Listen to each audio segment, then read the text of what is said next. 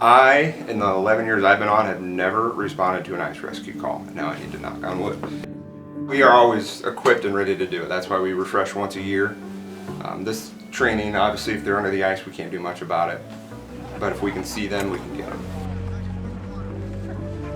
Daytime, obviously, it's daylight. We can see the victim. At night, it's pitch black. If they're, for instance, out on Lower Pine Lake, there's an island there. If we can't see them, if they're around the island, it's just we have to find out where they are.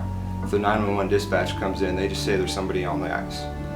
We don't know where, unless someone comes screaming to us, hey, they're over here, they're over here. So it's a huge change, huge change. In the daytime, we can usually walk around in a matter of minutes and find them. At night, it can take 10 to 15 minutes to find them. Trained at night this time. We've never done it at night. The nighttime comes into play. You're wearing those suits, you can't carry a flashlight. It's very hard to. So we'd have to coordinate with police, help us with flashlights, pulling ropes, get anybody we can on shore, help us pull them out. So coordination is key. We had departments, obviously, from Eldora. We had departments from Whitten, and we had members from Hubbard, and then we had a couple bystanders from the Eldora Police Department, and we had Hardin County E Squad here as well, and the Eldora EMS. A throw bag is only good for about 20 feet. So if they're farther than 20 feet out, your throw bag's never going to get it. That's what you got to see. And then what we were doing today was we were actually trying to do a simulation of the real thing and kind of have them respond from the station and go out. And then afterwards, you see, we started to do more hands-on training after we got that first exercise done. Well, some of the stuff they worked with is developed by Marsars. So you've seen there were slings, and there was ropes, and then there was some sleds. So all of those are to get a victim out of the water.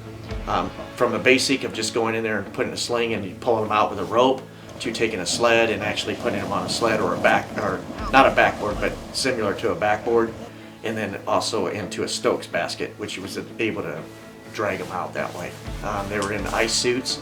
Those ice suits not only keep them warm, they have 40 pounds of buoyancy. So not only do they stay warm, but it's going to keep them floating. And then everybody else that was on the ice or went down to the ice, they would have been in float coats or into life vests. The most effective way is we want to get them out as quick as possible. So with the slings and the rope, that makes it so we can get them out pretty quick. With that though, its handling them is handled a little rougher, so that's why we encompass the sleds in the Stokes basket. But normally if you need to get them out, you go in there with the slings and the ropes and you pull them out. Good, pull. And then what you want to do is, it's called 1-10-1. You have about 1 minute when you fall in the ice, you're going to lose your breath. You're going to try to gasp and you're going to struggle because you just got really cold real fast. And so that's that first minute. What you need to do is, that's called it's a shock syndrome is what you get. So you want to get over that, and then you got 10 minutes to try to really get yourself out. And if you can't get yourself out in that 10 minutes, then you have about another, we call an hour to survive. It just depends on sometimes their age. It depends on how much they struggle when they get in the water. Sometimes people take their clothes off. That's the worst thing you can do. You need to leave your clothes on, because not only does it keep you warm, and the other thing is to try to get most of their body, as much as they can, out of the water. Water will take your heat away 25 times faster than air.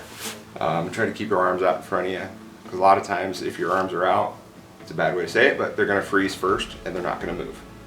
They're going to freeze to the top of the ice. Well, usually it's just their clothing that is stuck on the ice, so you can just pull it, rip their clothes, cut it with a knife, whatever we have. It's pretty easy to get them out of there, and then we'll be able to get you. That's a lot of our trainings that we do. We watch videos on that, and they see victims that their arms are just frozen to the ice because they've been out so long. But it keeps them above the water. Okay, now turn it away from you. You always learn something new. You always learn something that you may forget the year before, and you learn it all over again. What we always take from all these trainings is the equipment we don't have that we should have. A lot of the equipment is just very expensive, and we don't have the funding. But then again, it's one of those things you buy and you hope you never have to use it. The best thing I can tell you about the ice safety is don't go out on the ice.